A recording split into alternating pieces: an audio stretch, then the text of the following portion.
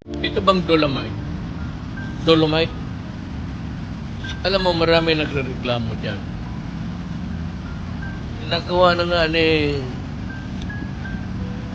Secretary Simato ang lahat para mapaganda yung ayaw mo pa yan. Sabi nga ba, ito si Duterte, babae ba yun hindi, no? What is beautiful is beautiful, period. Dolomite is beautiful to the eyes, period. Huwag ka na magtanong kasi hindi naman ninyo kaya kung kayo.